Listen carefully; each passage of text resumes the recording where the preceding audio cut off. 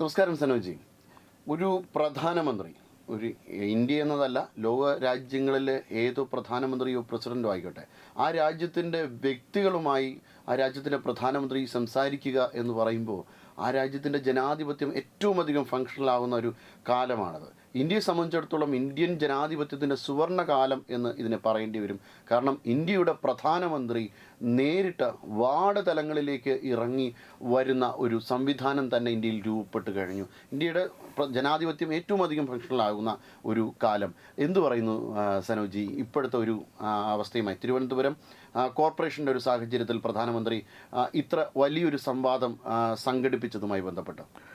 തീർച്ചയായിട്ടും കാര്യം ഹരി പറഞ്ഞ ഒരു ഇൻട്രോ തന്നെയാണ് ഇതിൻ്റെ കറക്റ്റ്. ജനാധിപത്യം അതിൻ്റെ എല്ലാവിധ സൗന്ദര്യത്തോടും കൂടി പൂത്തുലയുന്ന ഒരു സമയം, അതിൻ്റെ ഒരു വസന്തകാലം എന്ന് നമുക്ക് പറയാം, ഒരു ഗോൾഡൻ പീരീഡ്. ഒരുപക്ഷെ കുറേ കാലം കഴിയുമ്പോൾ ഈ ഒരു സമയം ഒരു ചരിത്രമായി മാറും, ഒരു സുവർണ ലിപികളിൽ എഴുതപ്പെട്ട ഒരു ചരിത്രമായി മാറും.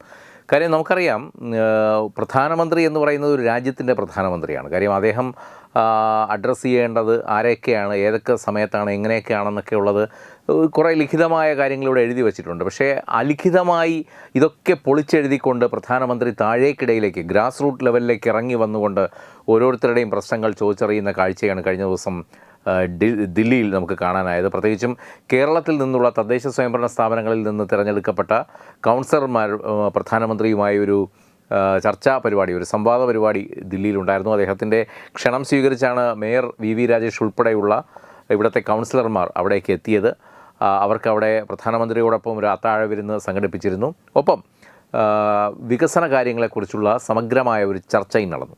ഇതിൻ്റെ കൃത്യമായൊരു കാര്യം കഴിഞ്ഞ ദിവസം തിരുവനന്തപുരം മേയറെ കണ്ടപ്പോഴാണ് അറിയാൻ കഴിഞ്ഞത്. കാര്യം പ്രധാനമന്ത്രി ഇവിടുത്തെ ഓരോ വാർഡ് കൗൺസിലർമാരുടെയും അടുത്ത് വന്നിരുന്ന് അവരുടെ വാർഡിനെക്കുറിച്ച് ചോദിച്ചറിയുന്ന വളരെ അത്ഭുതം ജനിപ്പിക്കുന്ന കാഴ്ചയാണ് അവിടെ കാണാനായതെന്നാണ് മേയറും ഡെപ്യൂട്ടി മേയറും ഒക്കെ തത്വമൈ ന്യൂസിനോട് പറഞ്ഞത്. കാര്യം അതായത് പച്ച മലയാളത്തിൽ നമ്മൾ അതിൻ്റെ ഒരു കൃത്യമായ അർത്ഥത്തിൽ എടുക്കുകയാണെങ്കിൽ പ്രധാനമന്ത്രി അന്വേഷിച്ചത് കേരളത്തിൻ്റെയോ അല്ലെങ്കിൽ തിരുവനന്തപുരത്തിൻ്റെയോ വികസനത്തെക്കുറിച്ചല്ല. അദ്ദേഹം ഓരോ കൗൺസിലർമാരുടെയും അടുത്ത് നിന്നിരുന്നു കൊണ്ട് അമ്പലത്തറ വാർഡിൻ്റെ എങ്ങനെയാണ് പോകുന്നത്, അല്ലെങ്കിൽ കരുമം വാർഡിനെ എങ്ങനെയാണ് പോകുന്നത്, നേമം വാർഡ് ഏത് രീതിയിലാണ് പോകുന്നത്, ഇത്തരത്തിൽ വാർഡ് തലത്തിലുള്ള പ്രശ്നങ്ങളും അവ എങ്ങനെ പരിഹരിക്കണം, അതിനുള്ള ക്രിയാത്മകമായ നിർദ്ദേശങ്ങൾ അവർക്ക് നൽകുകയും ഒക്കെ ചെയ്തു എന്നുള്ളതാണ് നമുക്ക് ഏറ്റവും പുതിയതായി അറിയാൻ കഴിയുന്നത്. ഒരുപക്ഷേ ഒരു പ്രധാനമന്ത്രി, ഒരു രാജ്യം ഭരിക്കുന്ന പ്രധാനമന്ത്രി ഇത്ര സമഗ്രമായി താഴേക്കിടയിലേക്ക് ഇറങ്ങിച്ചെന്നുകൊണ്ട് അവിടുത്തെ പ്രശ്നങ്ങൾ പഠിക്കുകയും അതിന് ക്രിയാത്മകമായ നിർദ്ദേശങ്ങൾ പകർന്നു നൽകുകയൊക്കെ ചെയ്യുന്നത് ഒരുപക്ഷെ ലോകത്ത് തന്നെ ഇതൊരു ആദ്യത്തെ സംഭവമായി, അല്ലെങ്കിൽ ഒറ്റപ്പെട്ട സംഭവമായി നമുക്ക് കാണേണ്ടി വരും. അധികമൊന്നും 150 കോടിയോളം ജനസംഖ്യയുള്ള രാജ്യത്തിന്റെ 150 കോടി ജനങ്ങളുടെ പ്രധാനമന്ത്രിയാണ് അദ്ദേഹം. ഇപ്പോൾ ഒന്നാമത് അദ്ദേഹം ഇപ്പോൾ തിരുവനന്തപുരത്ത് വലിയ രീതിയിൽ അദ്ദേഹം ഒരു ഫോക്കസ് കൊടുത്തിട്ടുണ്ട്. ഈ പ്രത്യേകിച്ചും ഈ തദ്ദേശ സ്വയംഭരണ തെരഞ്ഞെടുപ്പിൽ BJPയുടെ ഒരു മിന്നുന്ന വിജയം അദ്ദേഹത്തിന് വലിയ രീതിയിലുള്ള ആത്മവിശ്വാസം പകർന്നിട്ടുണ്ട്. അതായത് അദ്ദേഹത്തിന് മാത്രമല്ല, ആഭ്യന്തരമന്ത്രി അമിത്ഷാജി തിരുവനന്തപുരത്ത് വന്നപ്പോൾ അദ്ദേഹത്തിലും ആ ഒരു ആത്മവിശ്വാസം വളരെയധികം പ്രകടമായിരുന്നു. കാര്യം ഇവരൊക്കെ ഇപ്പോൾ പണ്ടൊക്കെ നമുക്കറിയാം ഇവരുടെയൊക്കെ ഒരു ബോഡി ലാംഗ്വേജ്, തിരുവനന്തപുരത്ത് വരുമ്പോൾ തിരുവനന്തപുരത്ത് വരുന്നു, ഇവിടുത്തെ പരിപാടികളിൽ പങ്കെടുക്കുന്നു, തിരിച്ചു പോകുന്നു എന്നുള്ളതല്ലാതെ അത്ര ഒരു എന്താ പറയുക, ഒരു ഇടപഴകിയുള്ള ഒരു ഇടപെടലൊന്നും ഇവിടെ ഉണ്ടാകാറില്ല. പക്ഷേ ഈ ഇത്തവണ ഈ അമിത്ഷാജി തിരുവനന്തപുരത്ത് വന്നപ്പോഴും ഏറ്റവും ഒടുവിൽ പ്രധാനമന്ത്രി വന്നപ്പോഴുമൊക്കെ നമുക്ക് കാണാനായത് ഈ വെറുതെ ഒരു വിസിറ്റ് എന്നുള്ളതിലപ്പുറം ഇവിടുത്തെ ജനങ്ങളോട് വളരെയധികം നന്ദിപൂർവ്വമുള്ള ഒരു പെരുമാറ്റവും, ഒപ്പം ഇവിടുത്തെ ഈ തിരഞ്ഞെടുക്കപ്പെട്ടവരിലുള്ള അദ്ദേഹത്തിൻ്റെ ഒരു പ്രതീക്ഷയും. കാര്യം ഒരു വലിയ പ്രതീക്ഷയുമായിട്ടാണ് ഇവരെ ജനങ്ങൾ തിരഞ്ഞെടുത്തിരിക്കുന്നത്. അപ്പോൾ ഇനി ഇവർക്ക് ആവശ്യമായിട്ടുള്ള ഒരു എന്താ പറയുക, ഇവരെ ഒന്ന് എൻകറേജ് ചെയ്ത് ഇവരുടെ പ്രവർത്തന മണ്ഡലത്തിൽ അവരെ കൊണ്ടുപോകേണ്ടത് തൻ്റെയും കൂടി കടമയാണെന്ന് തിരിച്ചറിഞ്ഞുകൊണ്ടാണ് പ്രധാനമന്ത്രി അവരുടെ കൈ പിടിച്ചുകൊണ്ട് ഇത്തരത്തിലുള്ള പ്രവർത്തനങ്ങൾക്ക് നേതൃത്വം നൽകുന്നത്. ഇവരെ ദില്ലിയിലേക്ക് ക്ഷണിക്കുന്നു.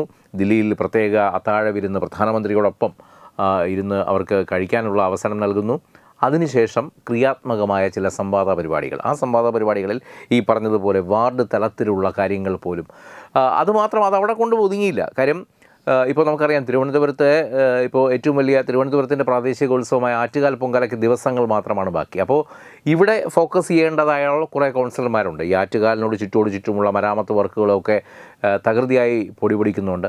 അപ്പോൾ അത്തരത്തിലുള്ള കുറച്ച് കൗൺസിലർമാരെ മാത്രം തിരിച്ച് ദില്ലിയിൽ നിന്നും നാട്ടിലേക്ക് വിട്ടുകൊണ്ട് മറ്റ് കൗൺസിലർമാരെ ഗ്രൂപ്പായി തിരിച്ച് അവരെ മറ്റ് സംസ്ഥാനങ്ങളിലേക്ക് വിടുകയാണ് ചെയ്തത്. അവിടുത്തെ കോർപ്പറേഷൻ ഭരണം ഏത് രീതിയിലാണ് മുന്നോട്ട് പോകുന്നത്, ഇവിടുന്ന് ഇവർക്ക് എന്തെങ്കിലും ഇൻപുട്ട് അവിടുത്തെ തദ്ദേശ സ്വയംഭരണ സ്ഥാപനങ്ങളിലേക്ക് നൽകാനുണ്ടോ എങ്കിൽ അത് അങ്ങോട്ട് നൽകുക തുടങ്ങി ഈ പറഞ്ഞതുപോലെ അങ്ങോട്ടും ഇങ്ങോട്ടും ഒരു ആശയവിനിമയം നടത്തുക എന്നുള്ള ഉദ്ദേശത്തോടു കൂടി കൗൺസിലർമാരെ മറ്റ് സംസ്ഥാനത്തേക്ക് വിട്ടിരിക്കുകയാണ്. ചിലയിടത്ത് അവിടുത്തെ വകുപ്പ് മന്ത്രിമാരുടെ കീഴിലാണ് ഇവർക്ക് പരിശീലനവും മറ്റും ഒരുക്കിയിട്ടുള്ളത്. അങ്ങനെ എന്തുകൊണ്ടും കേരളത്തിന് വളരെയധികം ഒരു സുവർണ്ണ കാലഘട്ടം, നേരത്തെ ഇൻട്രോയിൽ ഹരി പറഞ്ഞതുപോലെ ഇത് ജനാധിപത്യം അതിൻ്റെ എല്ലാ സൗന്ദര്യത്തോടും കൂടി പൂത്തുലയുന്ന ഒരു കാഴ്ചയാണ് നമ്മളുടെ മുന്നിൽ കണ്ടുകൊണ്ടിരിക്കുന്നത്. ഇത് ഏറ്റവും വലിയൊരു നമ്മൾ നോക്കിയാൽ നമുക്ക് തന്നെ മനസ്സിലാവും. ഇവിടെ പ്രധാനമന്ത്രി സാധാരണഗതിയിൽ അദ്ദേഹത്തിന് എല്ലാ സംസ്ഥാനങ്ങളിലെയും മുഖ്യമന്ത്രിമാരുമായി കോർഡിനേറ്റ് ചെയ്താൽ മതി, അല്ലെങ്കിൽ ഈ പറഞ്ഞതുപോലെ അവിടുത്തെ സെക്രട്ടറിമാരുമായിട്ട് അല്ലേ IAS IPS ഉദ്യോഗസ്ഥരുമായിട്ട് മാത്രം ഒരു കോർഡിനേഷൻ മതി. അതിനപ്പുറം താഴേക്ക് ഇടയിൽ ഇറങ്ങി വരേണ്ട ഒരു കാര്യവുമില്ല. ഇറങ്ങി വന്നില്ലെന്ന് വെച്ചാൽ ആരും ചോദിക്കത്തുമില്ല. പക്ഷേ നമ്മുടെ ഈ പ്രധാനമന്ത്രി നരേന്ദ്രമോദി ചെയ്തിരിക്കുന്നത് ഇവിടുത്തെ താഴെ തട്ടിലുള്ള വികസനം അല്ലെങ്കിൽ അവിടുത്തെ പ്രശ്നങ്ങൾ എന്താണെന്ന് പഠിക്കാൻ തദ്ദേശ സ്വയംഭരണ പ്രതിനിധികളെ സ്വന്തം തട്ടകത്തിലേക്ക് ക്ഷണിക്കുന്നു. അവരിൽ നിന്ന് ഇത് മനസ്സിലാക്കുന്നു. തിരിച്ച് ഇവർക്ക് ക്രിയാത്മകമായ പല നിർദ്ദേശങ്ങളും നൽകുന്നു. ഒപ്പം പരിശീലനം വേണ്ടവരെ മറ്റ് സംസ്ഥാനങ്ങളിലേക്ക് അതാത് സംസ്ഥാനങ്ങളിലെ കോർപ്പറേഷനുകളുമായി അവരെ ബന്ധപ്പെടുത്തിക്കൊണ്ട് അവിടുത്തെ കാര്യങ്ങൾ കണ്ടുപഠിക്കാനായി വിടുന്നു. ഇതിൽ കൂടുതൽ എന്താണ് ഒരു പ്രധാനമന്ത്രിക്ക് ചെയ്യാൻ കഴിയുക? തീർച്ചയായിട്ടും രാജ്യത്തിൽ, അതായത് ഇന്ത്യയിൽ തന്നെ ഏറ്റവും കൂടുതൽ ബ്രെയിൻ ഡ്രെയിൻ സംഭവിക്കുന്ന സ്ഥലങ്ങളിൽ ഒന്നാണ് തിരുവനന്തപുരം. അത് തിരുവനന്തപുരത്തിൻ്റെ ഒരു സാധ്യത മെച്ചപ്പെടുത്തുക എന്ന് പറഞ്ഞാൽ ലോകത്തിൽ ഏറ്റവും കൂടുതൽ യുവാക്കളുള്ളത് ഇന്ത്യയിലാണ്. അപ്പോൾ അങ്ങനെയുള്ള ഒരു യുവതയുള്ള ഒരു സ്ഥലത്തെ ആ പ്രത്യേക പ്രവിശ്യയുടെ വിപുലീകരണം, വികസനം എന്ന് പറയുമ്പോൾ ആ രാജ്യത്തിൻ്റെ പ്രധാനമന്ത്രി അതിനെ ലക്ഷ്യം വെച്ച് നോക്കുമ്പോൾ അവിടെ ഒരു സമഗ്രമായൊരു വികസനം നടക്കുമ്പോൾ തീർച്ചയായിട്ടും അത് ജില്ലയെ കൂടുതലായിട്ട് മുന്നോട്ട് പോകാൻ വേണ്ടിയിട്ട് പ്രേരിപ്പിക്കും. അതോടൊപ്പം തന്നെ സംസ്ഥാന തലത്തിലും അതിൻ്റെ സ്വാധീനം ഉണ്ടാക്കുന്ന തരത്തിലൊരു സമീപനം തന്നെയാണ് ആ വാർഡ് തലത്തിലേക്ക് പ്രധാനമന്ത്രി ഇറങ്ങിച്ചെല്ലുക എന്ന് പറയുമ്പോൾ ആ വാർഡിൻ്റെ കൃത്യമായ രീതിയിലുള്ളൊരു വികസനം, അതോടൊപ്പം തന്നെ അവിടുത്തെ സാധ്യതകൾ ഉപയോഗിക്കുന്നു.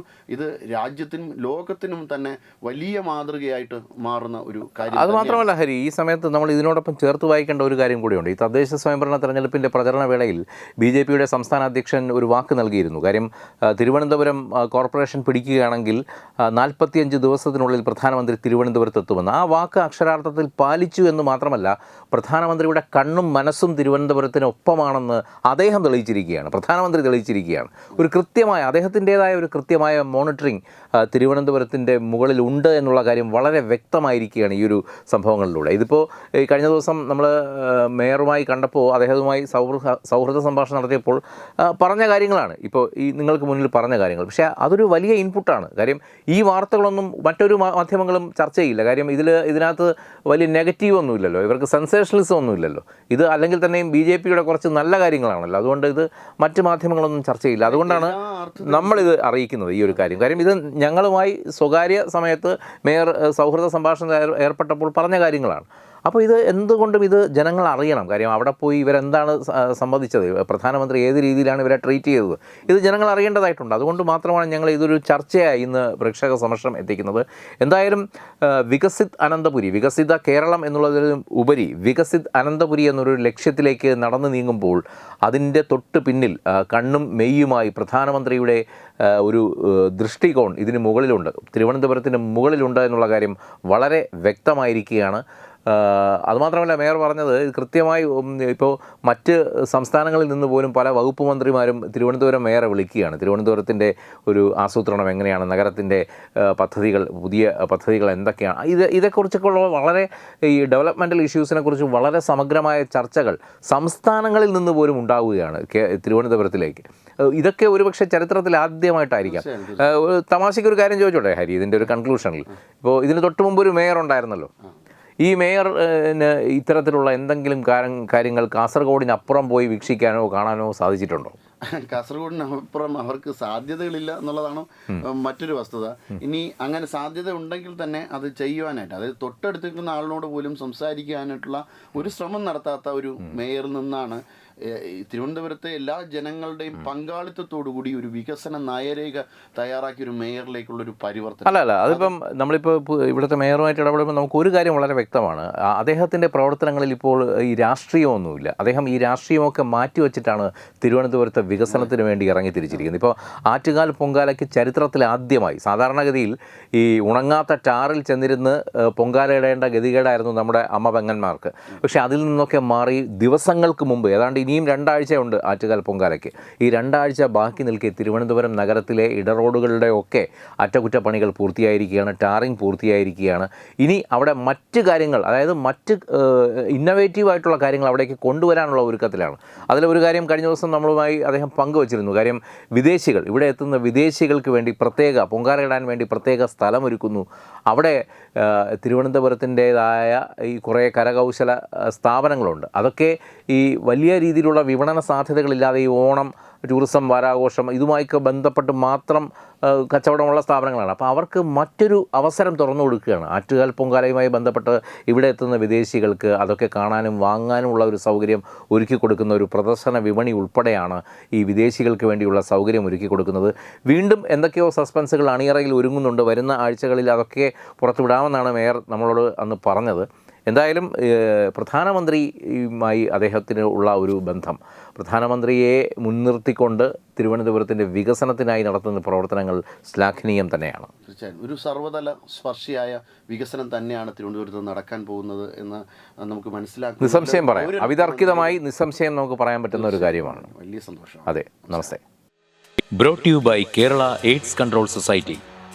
HIV എയ്ഡ്സ് സംബന്ധമായ സംശയങ്ങൾക്ക് 1097 എന്ന 24 മണിക്കൂറും പ്രവർത്തിക്കുന്ന ടോൾ ഫ്രീ നമ്പറിലേക്ക് വിളിക്കുക. വാട്സാപ്പിലും ഫേസ്ബുക്കിലും ഒക്കെ സ്റ്റാറ്റസ് അപ്ഡേറ്റ് ചെയ്യാറുണ്ടല്ലോ. HIV സ്റ്റാറ്റസോ HIV പിടിപെടാനുള്ള സാഹചര്യങ്ങളിൽ കൂടി അറിഞ്ഞോ അറിയാതെയോ കടന്നു പോയിട്ടുണ്ടാവാം. എന്ത് തന്നെയായാലും മുൻകൂട്ടി പരിശോധിച്ച് HIV സ്റ്റാറ്റസ് അറിയൂ. സൗജന്യ HIV പരിശോധനയും കൗൺസിലിങ്ങും ആരോഗ്യ കേന്ദ്രങ്ങളിൽ പ്രവർത്തിക്കുന്ന ICTC അഥവാ ജ്യോതിസ് കേന്ദ്രങ്ങളെ സമീപിക്കുക. നിങ്ങളുടെ സ്റ്റാറ്റസ് എന്തായാലും വിവരങ്ങൾ രഹസ്യമായി സൂക്ഷിക്കുന്നതായിരിക്കും.